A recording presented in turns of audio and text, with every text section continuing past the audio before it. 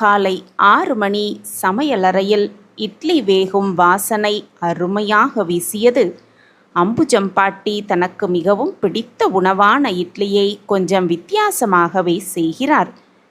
மஞ்சள் நிறத்திலான பூண்டு இட்லி. அந்த இட்லியை சாப்பிட்ட பிள்ளை கீர்த்தி தன் அம்மாவிடம், அம்மா, நம்ம இப்படியெல்லாம் தினமும் சாப்பிட்டு இந்த இட்லியை விற்க முடியுமா என்று கேட்டாள். உடனே ரம்யா, பாட்டி மாதிரி ருசிக்காக சமைக்க வராது, ஆனா சுத்தமா ஒரே பாராட்டு மழைதான் அங்கே. முரளி பணி இல்லாமல் வீட்டில் இருக்கும் நாட்கள் அதிகமாகிக் கொண்டே போனது. வீட்டில் வருமானமும் இல்லை. வங்கிக் கடன், மின் கட்டணம் கட்ட வேண்டிய கட்டாயம் எல்லாமே ரம்யாவை மன அழுத்தத்தில் தள்ளியது. ஒரு நாள் அம்புஜம் பாட்டி, நம்ம வீட்டு இட்லி ஒரு நாள் கடையில் விற்க ஆரம்பிச்சா எப்படி இருக்கும் என்று கேட்டாங்க.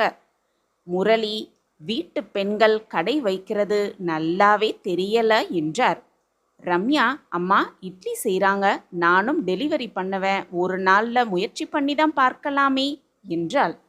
அடுத்த நாள் காலை ஒரு சிறிய மேசையில் 3 டப்பாக்களில் இட்லி, பக்கத்தில் ஒரு பேனரும் இருந்தது. மருமகள் இட்லி கடை, பாட்டியின் கைருசி என்று அந்த பேனரில் எழுதியிருந்தது.